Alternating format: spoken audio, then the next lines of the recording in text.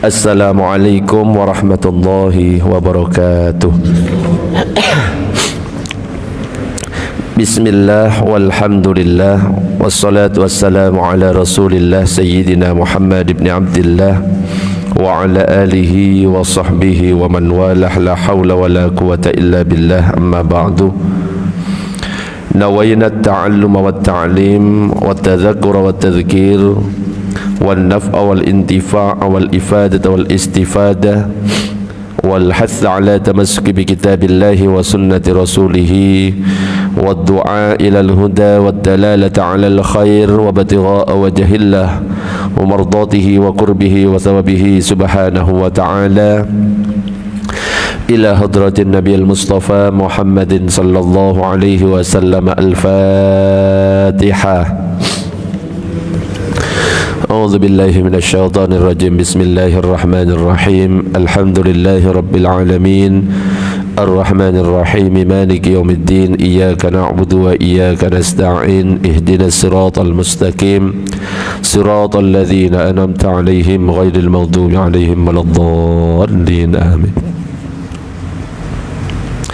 Para jamaah, Bapak Ibu yang dirahmati oleh Allah, alhamdulillah pada kesempatan pagi ini kita bersyukur kepada Allah karena masih diberikan kesehatan oleh Allah, masih diberikan kesempatan untuk bisa melaksanakan salah satu kewajiban kita, yaitu sholat subuh. Dan kita bersyukur karena kita bisa melaksanakan sholat subuh ini dengan berjamaah. Mudah-mudahan kita senantiasa diberikan keistiqomahan dalam ketaatan oleh Allah subhanahu wa ta'ala. Amin ya rabbal alamin. Para jamaah, Bapak Ibu yang dirahmati oleh Allah, pada pertemuan sebelumnya kita sudah membahas tentang syarat-syarat dianggap mencukupinya beristinja dengan batu, di mana syarat-syarat itu sudah saya sampaikan ada 8, dan itu semuanya sudah kita bahas semuanya. Dan sekarang yang akan kita bahas masih ada hubungannya dengan istinja, lanjutan dari kajian sebelumnya, yaitu tentang adab-adab ketika kita beristinja. Sedikit saya ulangi tentang definisi istinja, bahwa istinja itu adalah membersihkan atau mensucikan diri dari bekas buang air besar, istilahnya BAB, atau bekas buang air kecil, istilahnya BAK. Dan beristinja itu ada kalanya kita bisa menggunakan air suci mensucikan, ada kalanya kita bisa menggunakan batu atau sejenisnya, entah itu tisu dan lain sebagainya. Dan ketika kita memilih air atau batu, itu adalah sebuah pilihan, bukan sebagai pengganti seperti tayamum. Kalau tayamum itu adalah pengganti wudhu jika memang tidak ada air pada waktu itu, atau air tersedia cuma kita tidak bisa menggunakan air, mungkin karena sakit dan lain sebagainya.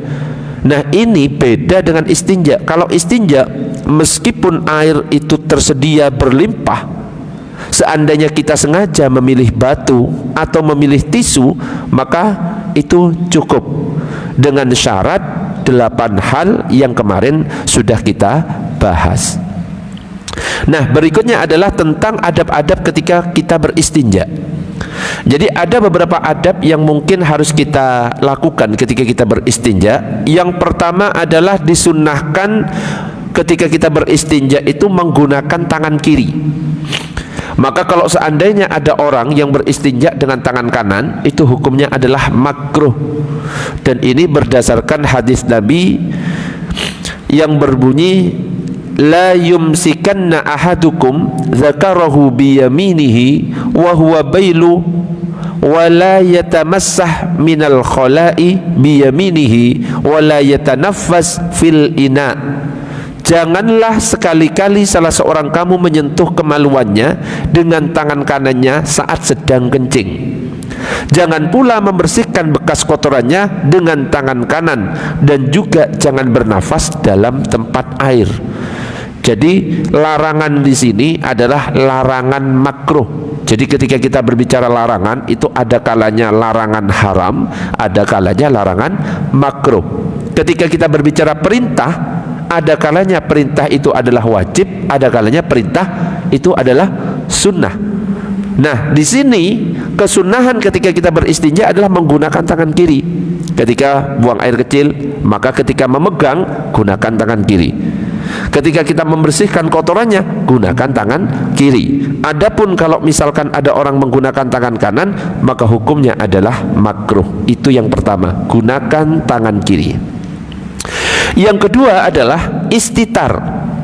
Istitar itu adalah memakai tabir atau penghalang agar tidak terlihat orang lain. Bertabir atau berpenghalang ini sudah terpenuhi dengan masuk ke dalam kamar mandi yang tertutup pintunya. Jadi itu juga kesunahan. Jadi kalau bisa jangan di tempat yang terbuka, harus masuk ke sebuah ruangan yang tertutup. Supaya apa tujuannya? Supaya tidak terlihat orang lain. Sebagaimana Nabi itu bersabda, bila kamu buang air hendaklah beristitar atau menutup tabir. Bila tidak ada tabir, maka menghadaplah ke belakang. Maksudnya jangan sampai tampak kepada orang lain.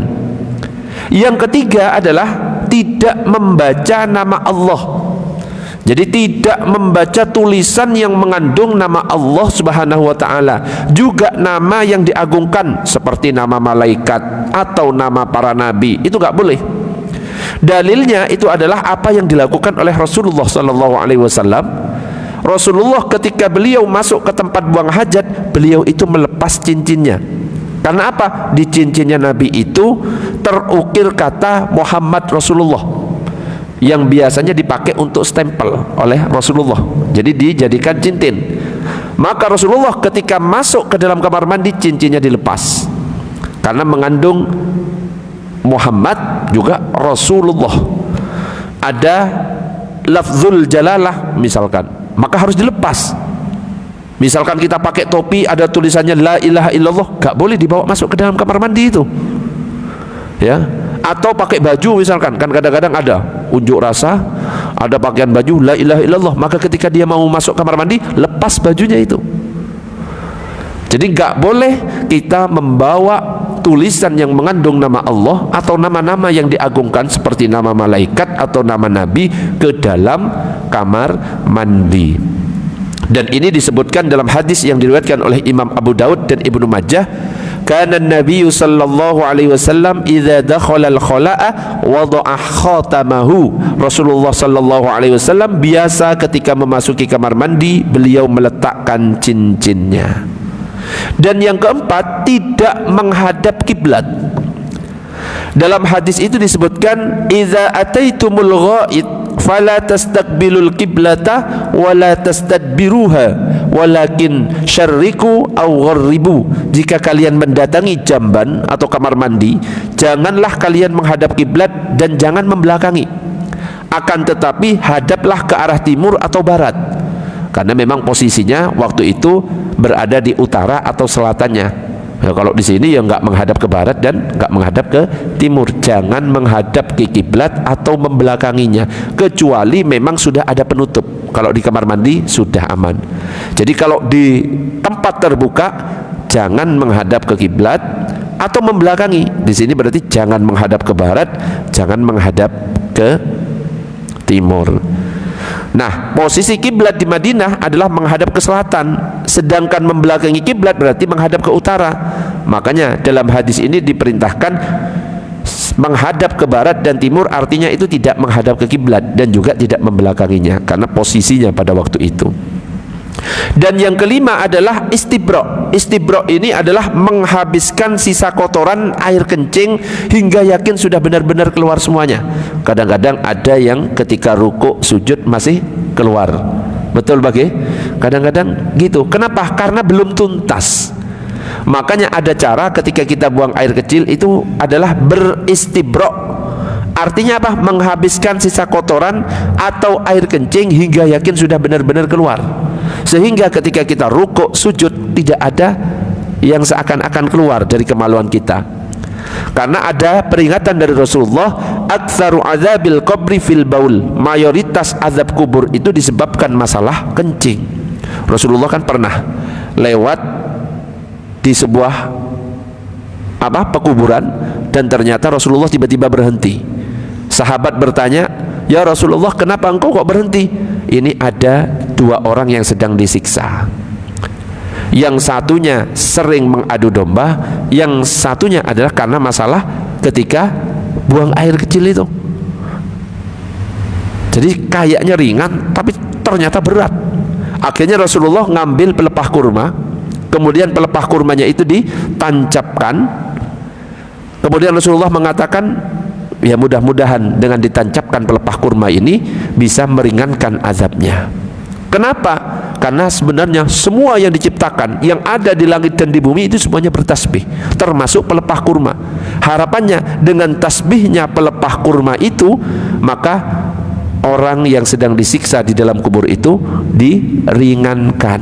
Nah, itu yang akhirnya dijadikan dalil oleh teman-teman Nahdlatul Ulama.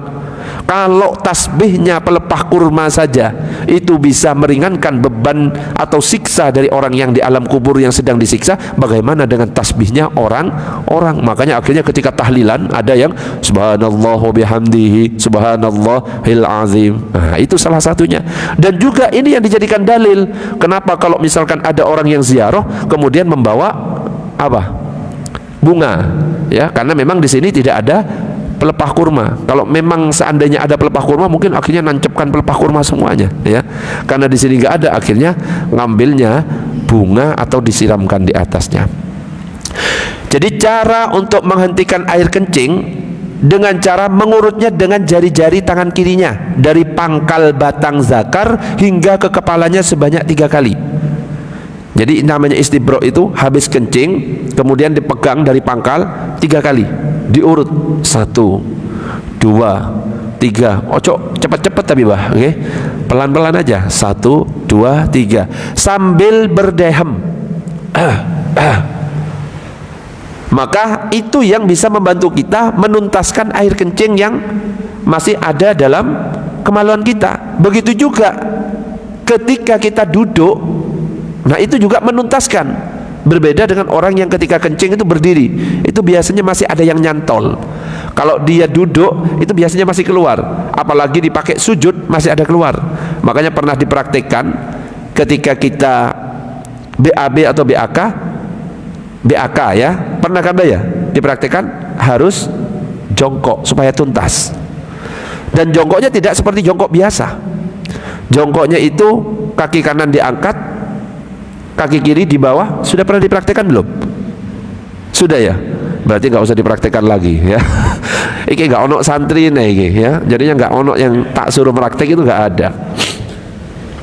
Ya, Allahumma sholli ala sayyidina Muhammad. Dan yang keenam adalah masuk dengan kaki kiri, keluar dengan kaki kanan. Jadi disunnahkan untuk masuk ke tempat buang air dengan menggunakan kaki kiri dan keluar dengan menggunakan kaki kanan. Serta disunnahkan ketika masuk membaca doa, Allahumma inni a'udzubika minal khubuthi wal khaba'ith. Dengan nama Allah, aku berlindung kepadamu dari setan laki-laki dan setan perempuan. Dan ketika kita keluar dari kamar mandi, kita dianjurkan untuk berdoa minimal ucapan ghufranaka. Ghufranaka. Itulah adab-adab ketika kita masuk kamar mandi. Ada lagi tambahan yang ketujuh, tidak sambil berbicara. Kadang-kadang di kamar mandi sambil bicara, itu juga tidak disunnahkan. La yakhruj ar-rajulani yadribani al-ghaita kashifaini an awratihima yatahaddatsani fa innallaha azza wa jalla yamqutu ala dzalik. Dua orang laki-laki tidaklah keluar lalu mendatangi kamar mandi atau WC dengan membuka auratnya sambil berbicara atau ngobrol, melainkan sungguh Allah marah atas perbuatan tersebut. Jadi 7 hal, 7 adab yang bisa kita praktekkan ketika kita mau masuk ke dalam kamar mandi. Mudah-mudahan kita semuanya bisa mempraktekkan, amin ya rabbal alamin. Nah, berikutnya kita akan masuk ke materi tentang fardunya wudu. Tapi sebelum masuk ke fardunya wudu, sampai di sini tentang masalah istinja, penjelasan dari sebelumnya sampai sekarang, apakah ada yang mau ditanyakan? Monggo. Ini masih lanjutan yang kemarin. Ada, Mbah?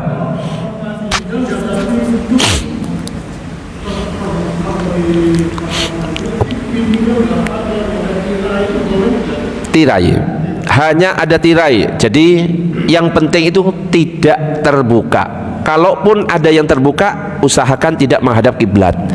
Kalau misalkan pintunya nggak ada, rusak, berarti arahkan ketika kita BAB atau BAK menghadap selain kiblat dan selain membelakangi kiblat. Berarti bisa ke utara atau selatan kalau memang pintunya terbuka. Tapi kalau misalkan pintu tertutup, bebas. Mau ngadep kemanapun itu bebas. Termasuk sudah ada tirai, bebas menghadapnya ke manapun.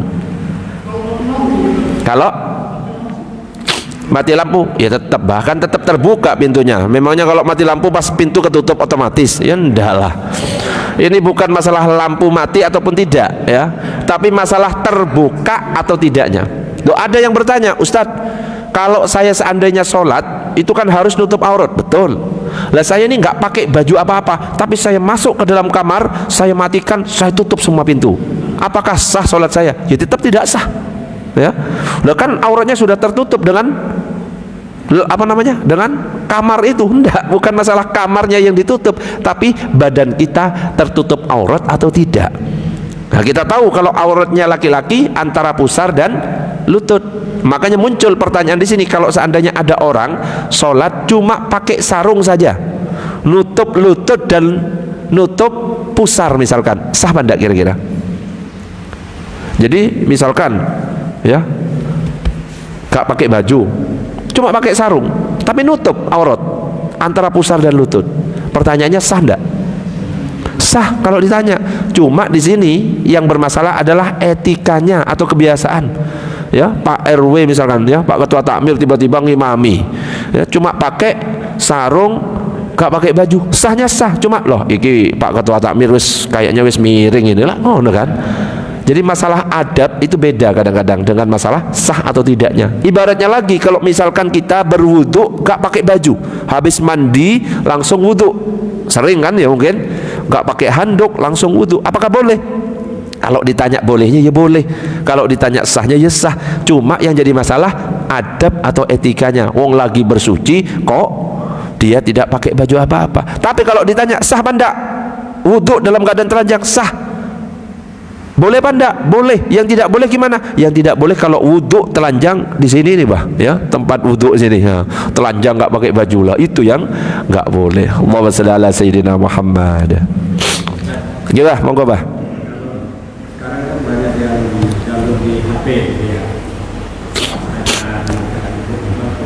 Quran. Ya. Nah, sekarang di HP kita itu sekarang banyak aplikasinya. Aplikasi Al-Quran bahkan 30 juz. Aplikasi hadis, ya kan? Lengkap bahkan. Apakah boleh HP kita dibawa ke dalam kamar mandi? Boleh, dengan syarat aplikasi sedang tidak dalam keadaan terbuka. Nah, kalau misalkan kita niru zaman Rasulullah, cincin dilepas. Kalau di sini misalkan mau kamar mandi, HP diletakkan di luar, yuk hilang, ya, nggak aman. Jadi selama aplikasinya tidak terbuka maka diperbolehkan. Loh, Ustaz kan mengandung Al-Quran. Iya, tetap. Kalau terbuka itu yang nggak boleh. Ibaratnya ada orang yang hafal Quran. Kalau orang yang hafal Quran, kira-kira di pikirannya apa isinya? Ya Quran. Kalau seandainya orang yang isinya Quran nggak boleh masuk kamar mandi, kan kasihan orang yang hafal Quran. Mau masuk kamar mandi, loh pikiranmu loh Quran semuanya, masa kepalanya harus di luar gitu kan? Kan malah gak jelas. Sing penting pikirannya tidak perlu mengingat Al-Quran ketika dia masuk ke dalam kamar mandi, selesai. Bisa dipahami, Bah? Allahumma shalli ala sayyidina Muhammad. Ada lagi pertanyaan? Monggo. Ini masih bab istinja, lanjutan yang kemarin. Kalau nggak ada, dilanjutkan ke bab fardunya wudu. Oke? Allahumma shalli ala sayyidina Muhammad.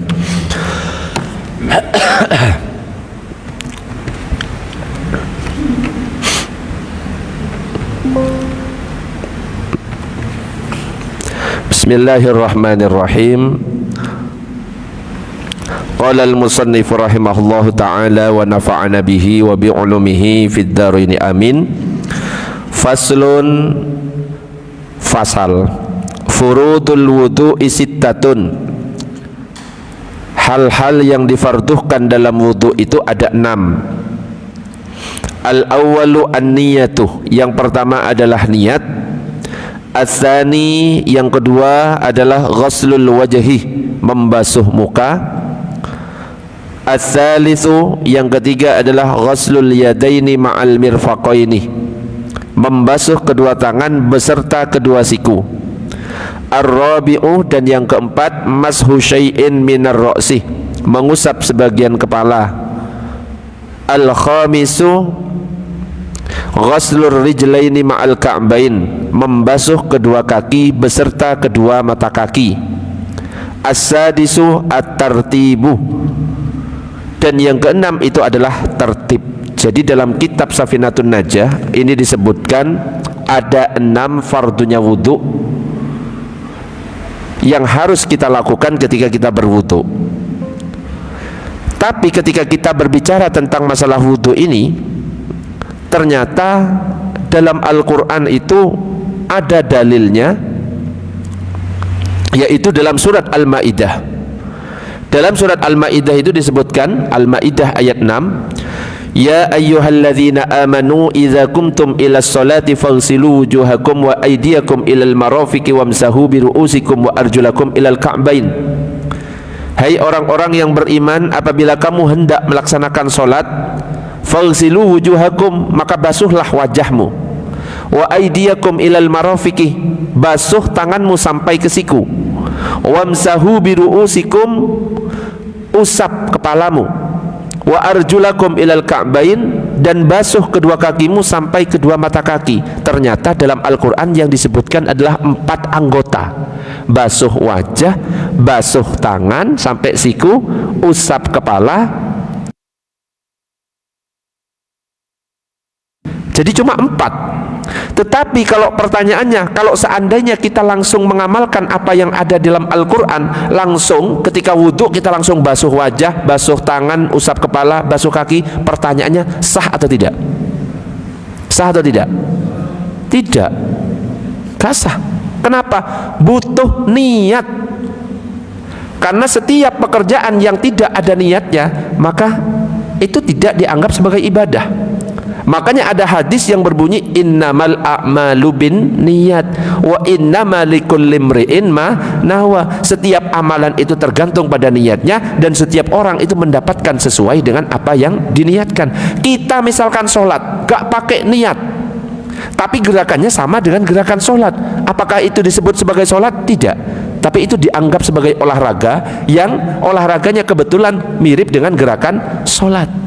Begitu juga kalau kita cuma basuh wajah, basuh tangan, usap kepala, basuh kaki tanpa disertai dengan niat, maka itu tidak dianggap sebagai wudhu, tapi itu hanya dianggap sebagai cuci muka, cuci tangan, cuci kepala, cuci kaki.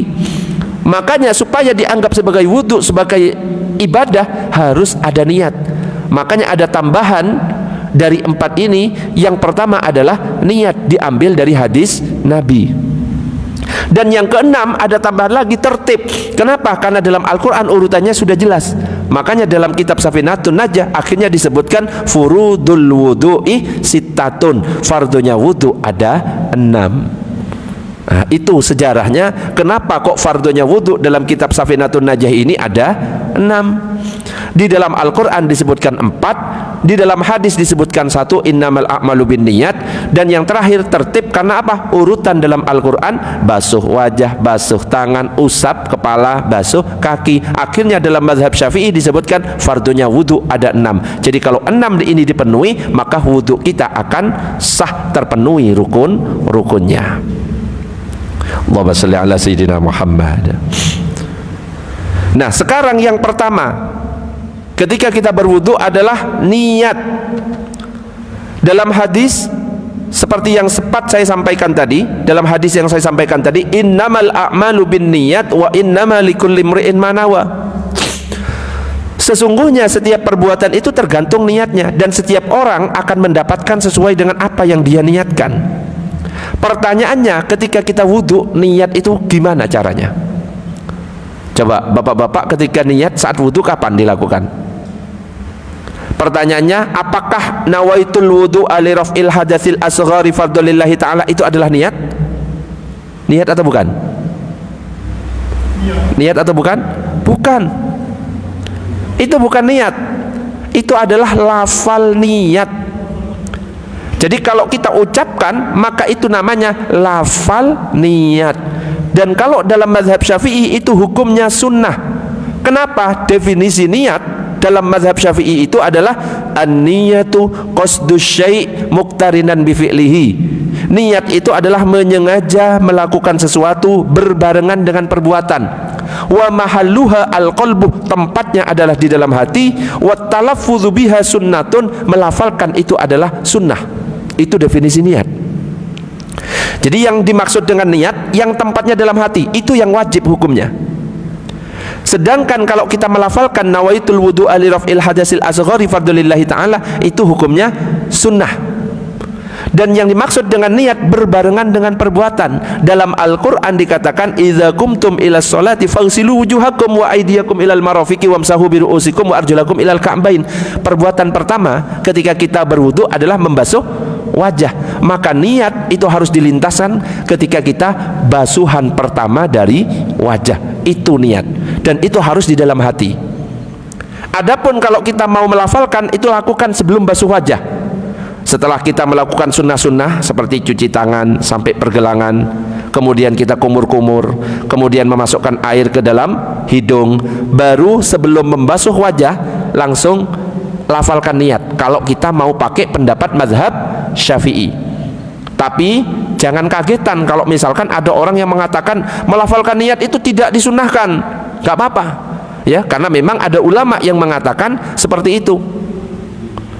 Kalau kita pakai pendapat yang mengatakan sunnah, maka lafalkan nawaitul wudu'a li raf'il hadatsil asghari fardholillahi ta'ala. Ini lafaz niat, hukumnya apa? Sunnah. Seandainya kita nggak pakai nawaitul wudu'a, boleh apa enggak? Boleh. Karena apa? Hukumnya sunnah dalam mazhab Syafi'i. Yang wajib apa? Ketika basuh wajah, karena niat itu harus berbarengan dengan perbuatan, basuhan pertama lintaskan dalam hati, gak perlu dilafalkan. Saya berwudu menghilangkan hadas kecil karena Allah Ta'ala. Ini yang disebut niat, dan ini yang hukumnya wajib. Makanya kalau ada orang yang berwudu pakai nawaitul wudu li raf'il hadatsil asghari fardholillahi ta'ala, tapi ketika membasuh wajah dia tidak melintaskan dalam hati, tidak sah. Tapi kalau misalkan ada orang gak pakai nawaitul wudu'ah, tapi ketika membasuh wajah dia melintaskan niat dalam hati ketika membasuh wajah, itu sah. Kalau dalam mazhab Syafi'i yang sunnah, nawaitul wudu'ah dipakai, kemudian ketika membasuh wajah dilintaskan dalam hati. Begitu juga ketika kita sholat. Ketika sholat, niat itu kapan? Niatnya berbarengan dengan takbir kalau dalam mazhab Syafi'i. Kalau dalam mazhab Syafi'i, niat itu ketika kita mengucapkan Allahu Akbar, selama lafaz Allahu Akbar lintaskan, saya sholat fardhu duhur. Adapun usolli itu bukan niat, tapi lafaz niat, dan hukumnya sunnah, dilakukan sebelum takbir. Usolli fardhu duhri arba' raka'atin mustaqbilal kiblati ma'muman lillahi ta'ala. Itu dilafalkan sebelum takbir. Baru ketika kita takbir Allahu Akbar, ketika Allahu Akbar saya sholat fardhu duhur. Ini yang wajib. Jadi ada orang pakai usolli, tapi ketika takbir dia tidak melintaskan, tidak sah.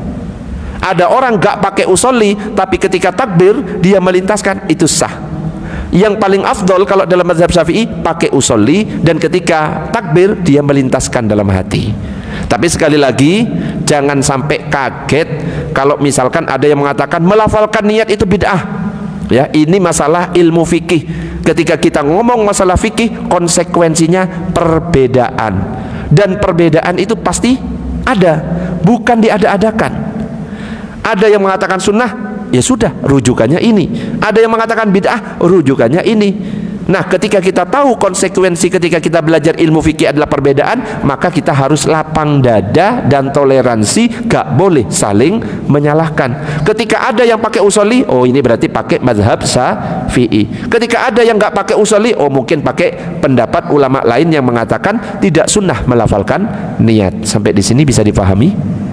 Pertanyaannya, usoli atau nawaitul wudu'ah hukumnya apa? Sunnah. Kalau ada orang sholat gak pakai usolli atau wudhu gak pakai nawaitul wudu'ah, boleh apa enggak? Boleh. Yang wajib itu yang di mana? Di dalam hati. Kalau orang ketika wudhu dia gak melintaskan dalam hati, boleh apa enggak? Tidak boleh. Ketika ada orang sholat ketika takbir dia tidak melintaskan dalam hati, boleh apa enggak? Tidak boleh. Nah, itulah niat. Niat itu tempatnya di dalam hati. Kalau melafalkan dalam mazhab Syafi'i hukumnya sunnah. Tapi ulama yang lain ada yang mengatakan juga tidak sunnah. Kalau kita di sini Indonesia mayoritas bermazhab Syafi'i mengatakan melafalkan sunnah, melafalkan niat itu adalah sunnah. Makanya kita lihat kalau di pondok-pondok pesantren, kalau di mana ya, itu biasanya melafalkan bareng-bareng, apalagi ketika Ramadan. Habis selesai tarawih biasanya melafalkan bareng-bareng, nawaitu sauma ghadin, kan ada di sebagian masjid ya. Allahumma shalli ala sayyidina Muhammad. Sampai di sini tentang niat ada pertanyaan? Monggo Bah, silakan. Niat itu kan ada memang diniatkan, ada juga tiba-tiba niat. Terus saya tanya, seseorang ingin berniat tapi tidak ada actionnya, hanya lafaznya niat mau berbuat baik, tapi actionnya tidak ada. Gimana niat itu? Ya, niat cuma lafal kata-kata tapi actionnya nggak ada, ya itu berarti niat yang nggak niat. Nah ya bener sih, niat tapi nggak niat, ya mau nipu Allah ya nggak bisa. Yang namanya niat dia itu action. Contoh, jadi kalau dalam mazhab Syafi'i itu kan niat itu kan harus bareng dengan takbir. Kalau mazhab Hanafi, kita ngeluarkan sepeda motor dari rumah mau berangkat ke masjid, mau sholat subuh itu sudah dikatakan niat. Makanya kalau mazhab Hanafi nyampe di masjid gak pakai usolli, gak pakai lintaskan dalam hati, langsung takbir Allahu Akbar. Kenapa? Dia itu ngeluarkan sepeda motor itu sudah dikatakan sebagai niat. Apalagi menuju masjid mau sholat subuh itu sudah dikatakan niat dan ada actionnya. Gak cuma mengatakan niat sholat subuh rek, tapi saya ngerokokan di dalam rumah, gak niat namanya. Jadi harus ada action. Dikatakan niat lagi kalau dia sudah mengeluarkan sepeda motor, ternyata sudah siap-siap pakai baju gamis, surban dipakai, kopiah dipakai, mau mengeluarkan sepeda motor, hujan.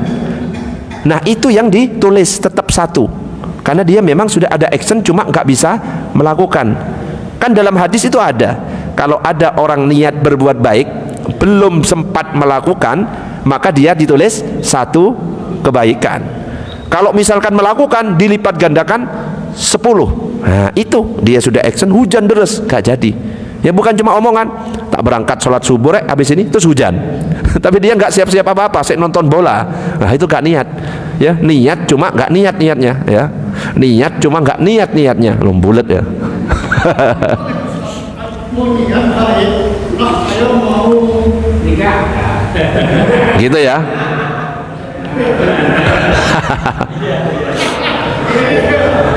Saya mau niat mengunjungi pacar. Maksiat kok pakai niat itu piye?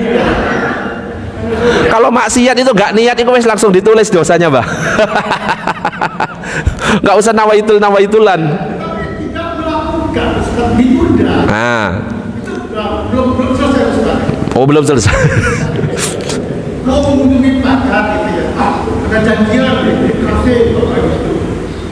Tiba-tiba saya batalkan gitu, kenapa begitu? Jadi saya tidak melakukan, saya mengunjungi, tapi saya tidak melakukan itu. Gimana? Dia kan tercatat atau tertolak? Ya, jadi dalam hadis itu dikatakan kalau ada orang niat baik, ya, ada orang niat baik, dia belum sempat melakukan, sudah niat. Kalau niat baik itu langsung ditulis 1. Niat baik itu. Kalau ternyata terlaksana niat baiknya, maka ditulis jadinya 10. Kalau sebaliknya ada orang berniat buruk, saya tak pacaran nanti malam, itu malaikat masih ancang-ancang, belum menulis. Kok ternyata di cancel? Oh jangan, katanya Ustadz haram hukumnya pacaran, di cancel. Maka yang ditulis kebaikan 1. Rumusnya seperti itu. Ya? Hah? Ini kamu manusia nggak jadi. Iya, nggak jadi kan? Jadi nggak jadi, malah catatannya nanti ke kebaikan 1. Kok ternyata jadi? Ya, wis niat buruk, niat pacaran jadi pacarannya, cuma dinilai dengan 1 keburukan. Itu kemurahan dari Allah Subhanahu wa taala. Jadi kalau kebaikan dilipat gandakan, berlipat-lipat, tapi kalau keburukan tetap ditulis 1. Tapi yang diomongkan di sini bukan niat-niat yang seperti itu, ya. Pacaran pakai niat nggak usah. Yang dimaksud di sini adalah niat ketika ibadah, ya. Niat wudhu atau niat sholat, ya. Kenapa? Niat ini yang membedakan antara ibadah dan kebiasaan. Kalau kebiasaan kita keramas, ya wes, gak pakai niat, ya sudah, itu niatnya, nilainya ada sebagai keramas atau mandi biasa. Tapi ketika kita keramas dibasahi semuanya, tapi disertai dengan saya mandi wajib menghilangkan hadas besar, maka itu jadi ibadah. Jadi yang membedakan antara kebiasaan dan ibadah itu adalah niat. Makanya dikatakan dalam hadisnya innamal a'malu binniyat wa innama likulli imri'in ma nawa. Ada lagi pertanyaan? Monggo Pak, silakan.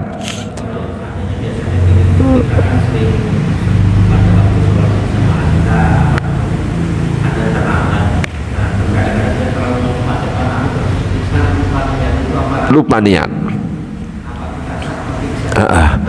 Yang menjadi pertanyaan, dia yang lupa niat itu bermadzhab apa dulu? Bermadzhab apa dulu? Kalau dia bermadzhab Syafi'i dan dia tidak melakukan apa yang yang ada ketentuan dalam mazhab Syafi'i, bahwa dia ketika takbir dia membarengkan niat dalam hati, maka tidak sah kalau dalam mazhab Syafi'i. Tapi kalau dia bermadzhab Hanafi, beda lagi ceritanya. Orang yang berangkat ke masjid mau sholat itu sudah dikatakan niat. Makanya saya tanya, dia itu mazhabnya apa sehari-harinya? Oh dia itu biasanya mazhab Syafi'i Ustaz, ya wudhunya ya ngusap sebagian dari kepala, ya nyentuh istri batal. Lah ketika sholat dia nggak pakai niat karena buru-buru, ya tidak sah berarti, karena sudah kita ketahui bahwa dia bermazhab Syafi'i. Karena aturan dalam mazhab Syafi'i adalah dia melintaskan dalam hati berbarengan dengan takbir meskipun nggak pakai usolli. Usolli itu hukumnya sunnah. Nah, tapi kalau misalkan kita tahu dia itu mazhabnya Hanafi. Kalau mazhab Hanafi ini biasanya di daerah India. Daerah India itu bermazhab Hanafi. Kalau mazhab Hanafi itu auratnya perempuan, kaki itu nggak termasuk. Kaki, makanya roknya India itu biasanya kan di atas kaki kan, karena kaki ke bawah itu nggak termasuk. Makanya jangan kaget ketika misalkan lagi haji atau umroh, kok ada orang sholat kakinya kelihatan, dilihat, oh orang India, dia bermazhab Hanafi. Karena pemahaman dalam mazhab Hanafi, kaki tidak termasuk aurat. Berbeda kalau dengan mazhab Syafi'i. Kalau mazhab Syafi'i seluruh badan ini aurat, yang dibuka cuma wajah dan telapak tangan. Jadi sekali lagi, dia itu bermazhab apa? Kalau saya yang melakukan, karena saya kan mengamalkan mazhab Syafi'i, saya mengamalkan seperti tadi, langsung masuk nggak pakai niat, Allahu Akbar, tidak sah sholat saya. Kenapa? Saya tidak melakukan niat. Maka itu dinilai sebagai apa? Dinilai sebagai olahraga yang gerakannya mirip dengan sholat, gitu Pak. Ada lagi pertanyaan? Monggo Pak, silakan. Ya, terkait dengan niat. Ada yang sebelum berwudu saat tangan seperti itu dalam hati berdoa menyebut nama Allah, karena awalnya setiap niat itu dengan menyebut nama Allah. Alhamdulillahirobbilalamin, bismillahirrahmanirrahim. Setelah itu berwudu dengan sempurna. Yang Ustaz bilang tadi kalau pas mengucap niat batal, itu gimana Ustaz? Ya, Jadi dalam berwudu itu ada rukun, ada sunnah-sunnah. Makanya kenapa kok kita harus membaca syarah dari para ulama? Kalau dalam hadis itu memang langkah-langkah ketika kita berwudu itu disebutkan. Cuci tangan, ucapkan basmalah, gitu kan? Kemudian kumur-kumur, kemudian masukkan air ke hidung, kemudian basuh wajahnya. Pertanyaannya, kalau dalam hadis dibagi enggak mana yang sunnah, mana yang rukun? Tidak kan? Yang membagi ini termasuk rukun, ini termasuk sunnah, itu siapa? Para ulama yang merinci. Dan mengucapkan basmalah ketika wudhu itu tidak termasuk rukun, itu termasuk apa? Sunnah, bukan niat itu. Para ulama mengatakan Bismillahirrahmanirrahim yang diucapkan ketika kita berwudu itu adalah salah satu sunnahnya wudu, dan nanti akan dibahas sunnah-sunnah wudu itu apa saja. Dalam kitab ini ada, di antaranya adalah mengucapkan basmalah, dan itu hukumnya sunnah. Dalilnya apa? Kullu amrin zibalin la yubda'u fihi bi bismillahirrahmanirrahim fahuwa ajdam fahuwa aqta fahuwa abtar. Setiap perkara yang baik yang tidak diawali dengan basmalah, maka perkara itu tidak barokah. Makanya akhirnya para ulama mengatakan ucapan basmalah itu termasuk dalam sunnah-sunnahnya wudu. Adapun yang dimaksud dengan rukun-rukun wudu itu adalah yang disebutkan dalam surat Al-Maidah ayat 6. Idza qumtum ilas solati, apabila kalian hendak mendirikan solat, faghsilu wujuhakum, ini termasuk rukun, basuh wajah kalian, wa aydiyakum ilal marafiqi, basuh tangan sampai siku, wamsahu biru'usikum, usap kepala kalian, wa arjulakum ilal ka'bain, basuh kaki sampai mata kaki. Yang dimaksud dengan rukun 4 ini, plus ditambah innamal a'malu binniyat wa innamal likulli imri'in ma nawa, yang jadi poin pertama yaitu niat, plus yang keenam tertib, karena disebutkan secara urut. Tentang masalah niat ini dijelaskan oleh para ulama dalam bab berikutnya. Ini disebutkan. Nah ini, wa waktuha, adapun waktunya niat. Jadi kita itu kan sumbernya dari keterangan ulama. Kenapa kok ulama, Ustaz, kok gak langsung hadis Nabi? Loh, Allah yang memerintahkan. Dalam surat An-Nahl itu dikatakan fas'alu ahlaz zikri in kuntum la ta'lamun. Tanya kepada ulama jika kamu tidak mengetahui. Lah, kita ini siapa? Apakah kita ini ulama sehingga bisa langsung menafsirkan Al-Quran? Apakah kita ulama langsung bisa memahami hadis? Enggak kan?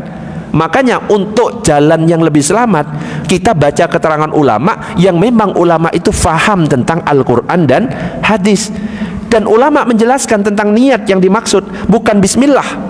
Bismillah itu termasuk sunnahnya wudu, nanti akan ada pembahasannya setelahnya. Yang dimaksud niat ketika wudu ini dikatakan wa waqtuha inda ghasli awwali juz'in minal wajhi. Waktunya niat itu adalah saat membasuh bagian pertama dari muka. Wa mahalluha al-qalbu, tempatnya adalah di dalam hati. Wa talaffudzu biha sunnatun, melafalkan adalah niat. Sumbernya mana? Ini sumbernya, kitabnya. Ini saya baca. Jadi ulama mengatakan melafalkan niat hukumnya sunnah. Tempatnya niat di dalam hati. Waktu melintaskan dalam hati kapan? Ketika basuhan pertama dari wajah. Makanya ketika wudhu nanti akan ada urutan-urutan. Sunnah pertama, masuk ke dalam tempat wudhu, menghadap kiblat, itu hukumnya sunnah. Kemudian sunnah yang kedua, membaca basmalah, itu hukumnya sunnah. Sunnah yang ketiga, membasuh tangan sampai pergelangan tangan. Sunnah keempat, memasukkan air ke mulut. Sunnah kelima, memasukkan air ke hidung plus dikeluarkan. Baru sunnah berikutnya adalah melafalkan niat.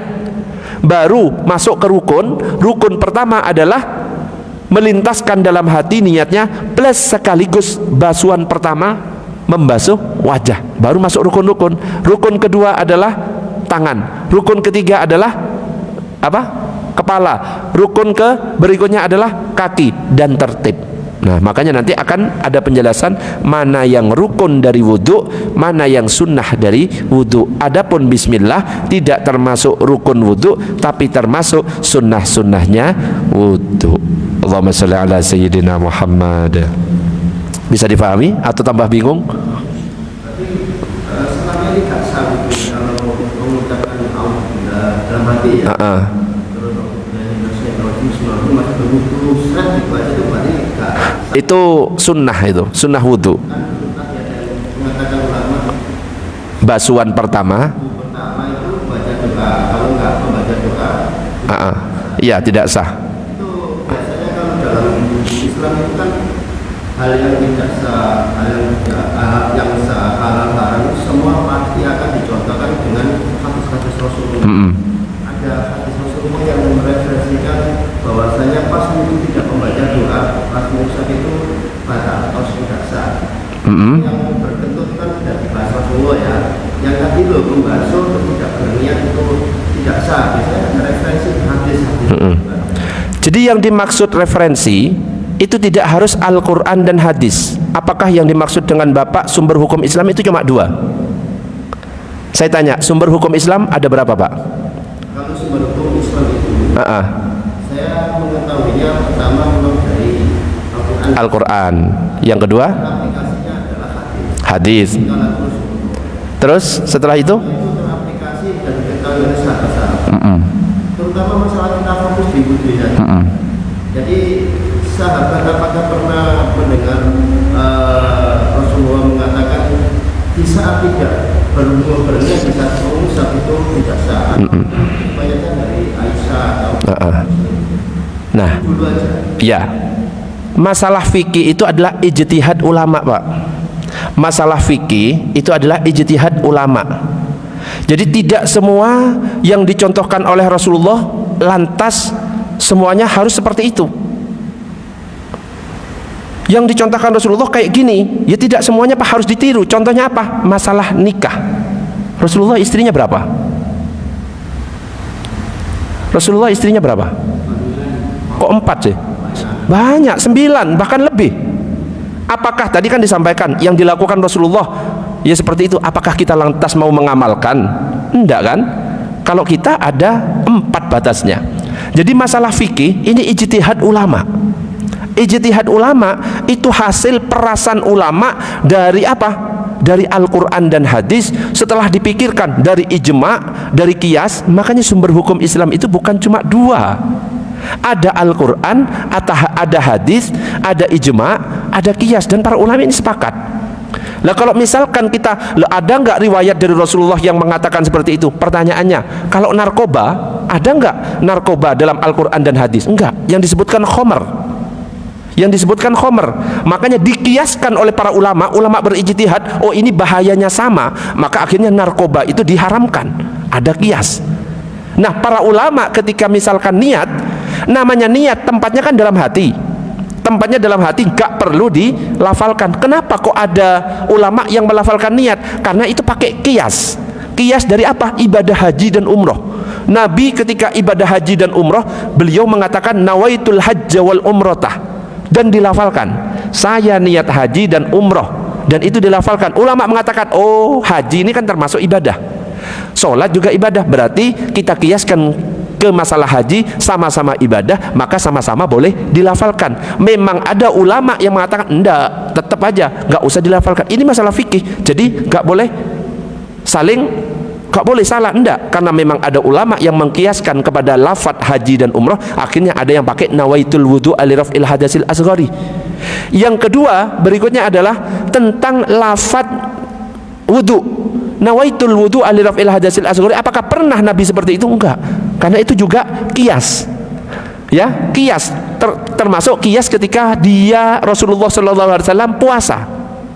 Pernah enggak mendengar Rasulullah suatu ketika datang kepada rumahnya Aisyah, kemudian nanya, apakah ada makanan? Gak ada. Rasulullah kemudian melafalkan, ya sudah kalau begitu saya berpuasa, dan ini dilafalkan. Makanya akhirnya ketika berpuasa ada nawaitul wudu alirafil dengan redaksi yang dibuat oleh para ulama. Itu kias, bukan kias, itu berdalil kepada apa yang dilakukan oleh Rasulullah. Nah sekarang kita tahu bahwa niat itu tempatnya kan dalam hati.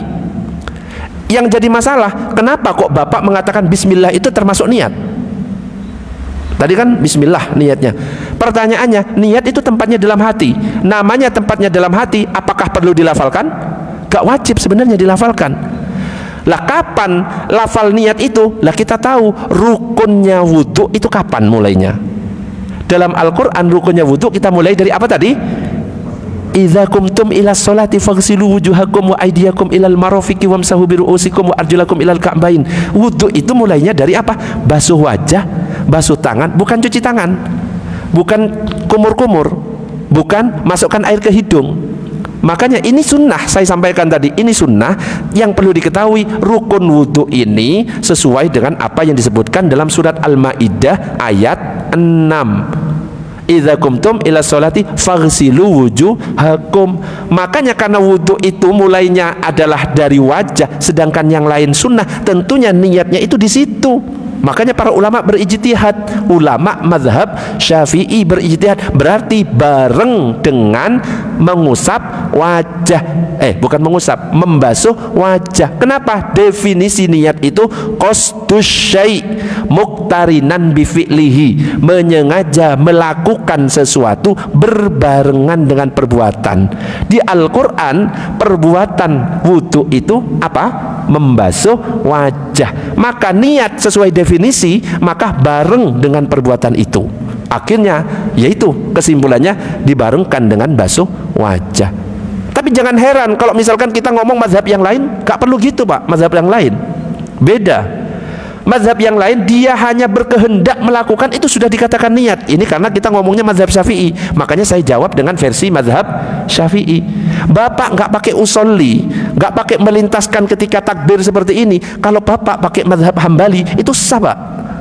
Nah ini kan Bapak nanya ke saya pas lagi menjelaskan kitab Safinatun Najah yang mazhab Syafi'i, maka saya jawab dengan mazhab Syafi'i. Tapi kalau Bapak bertanya, lo kan ada ulama, lo itu pendapat mazhab yang lain, ya. Mazhab Hambali nggak perlu kayak gitu, nggak perlu bareng dengan takbir, cuma melintaskan dalam hati, wes di depannya tempat wudhu itu sudah sah.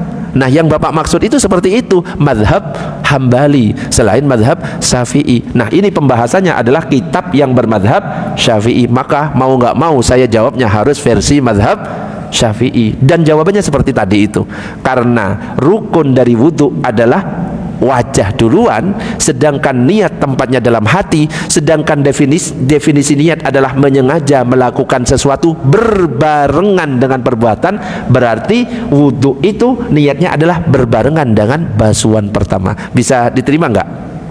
Gambaran dalam mazhab Syafi'i. Ini mazhab Syafi'i lah ya. Nek dihubungkan dengan mazhab lain beda, nggak nyambung, ijtihad yang berbeda. Imam Syafi'i itu juga dikatakan ya di kitab Al-Qur'an ya. Jadi janganlah kalian taklid kepadaku apabila perbuatan perkataan itu tidak sesuai dengan sunnah Rasulullah, maka kamu jangan taklid, kembalilah kepada Al-Qur'an. Nah, sekarang pertanyaannya, Bapak bisa nggak langsung kembali kepada Al-Quran dan Sunnah? Kalau seandainya ini tidak sesuai, Bapak bisa nggak langsung berwudu dengan cara langsung kembali ke Al-Quran dan Sunnah sendiri? Nggak bisa kan? Nggak bisa. Makanya saya jelaskan rinciannya seperti tadi. Kenapa kok jadi berbarengan? Tadi rinciannya, bisa dipahami? Itu rinciannya. Jadi kalau kita sambungkan nyambung. Oh, kenapa kok berbarengan? Ya itu tadi alasannya. Jadi kadang-kadang kita itu mengatakan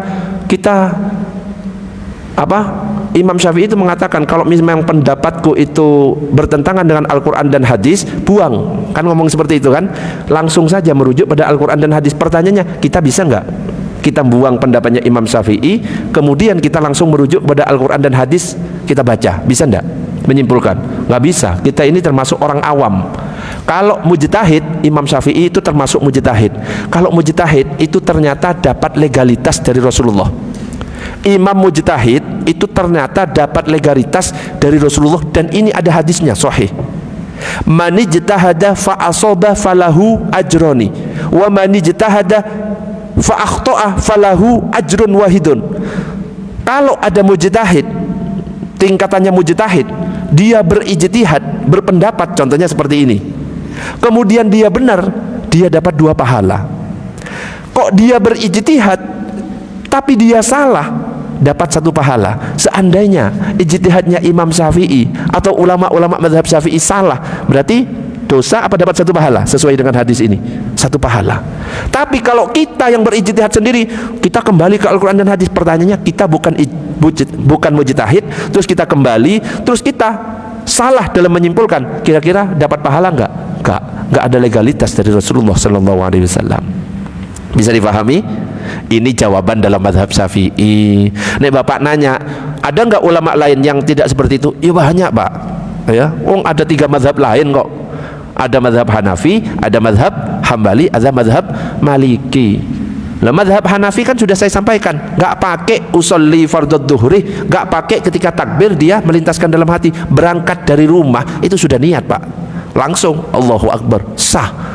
Nah, kalau Bapak minta jawaban, kalau versi mazhab lain sah, Pak. Yang dilakukan Bapak langsung bismillah, nggak pakai melintaskan bareng, sah.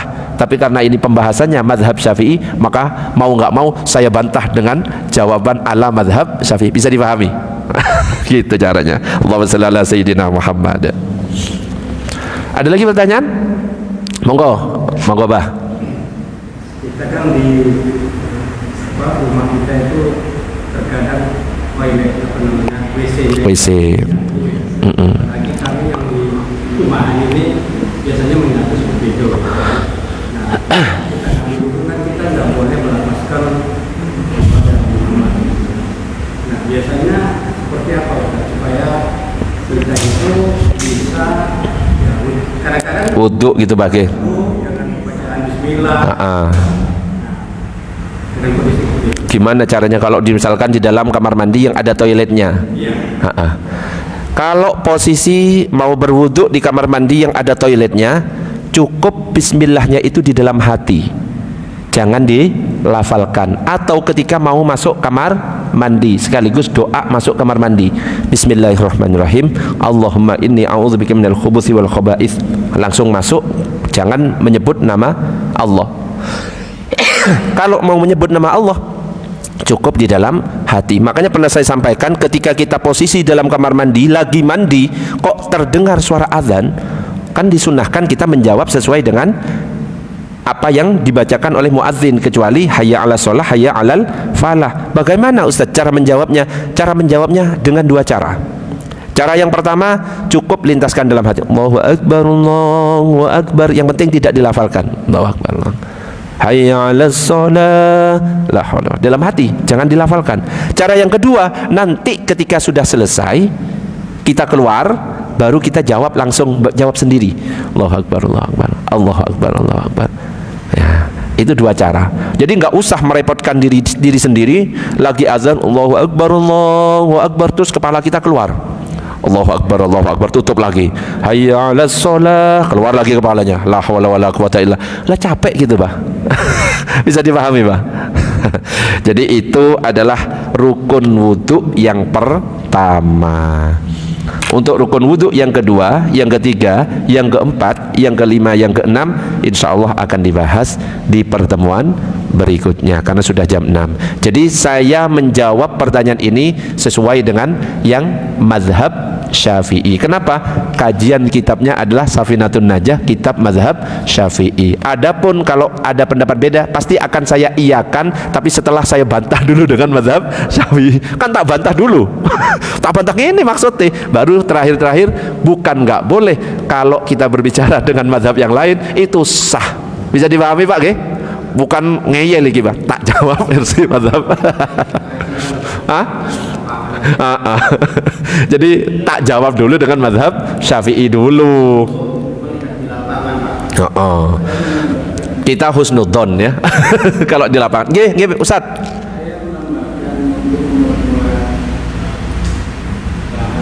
Itu dalam kitabnya Karangan Syekh Maliki itu adalah kitab kaitan usul. Di situ ingat itu tujuannya kan membantu hati. Kalau melafalkan niat itu adalah untuk menuntun hati. Karena banyak sekali saudara-saudara kita yang atau jadi imam bermakmum kadang-kadang itu blank gitu. Ya. Tujuannya untuk salah niat itu adalah untuk menuntun hati, menuntun niatnya berkontribusi tujuannya itu. Berdasarkan saya dulu masih yang mungkin kitabnya saya melalui namanya Kaifah Nusoli. Jadi tujuannya untuk menuntun hati, salah dunia. Jadi melakukan itu tujuannya untuk Menuntun hati. Itu menambahkan itu Ustaz. Oke, siap Ustaz. Betul itu Ustaz. Saya juga ngaji Kaifatus Sholli. Kitab yang ditulis Kiai Haji Ihya Ulumuddin. Iya Ustaz ya? Santrinya Sayyid Alawi Al-Maliki, betul? Ya, salah satu tujuan untuk melafalkan niat itu adalah menuntun hati sebagaimana yang disebutkan dalam kitab Nihayatul Muhtaj, wa yundabun nutku bil manwi kubailat takbir liyusa'idal lisan al-qalbah. Nah, ini kalimatnya. Disunnahkan melafalkan niat menjelang takbir solat, termasuk ketika kita mau wudu dan lain sebagainya. Untuk apa? Membantu kehusukan hati agar terhindar dari gangguan hati yang membuat kita tidak khusyuk. Jadi kita fokus membantu, nuntun hati kita. Kita mau sholat duhur, usolli fardhu duhuri. Nah, gitu ya Ustaz ya, betul ya. Nah, itu ada dalam kitab Kaifah Antusolli kalau nggak salah Ustaz, betul Ustaz. Saya itu hatam Ustaz.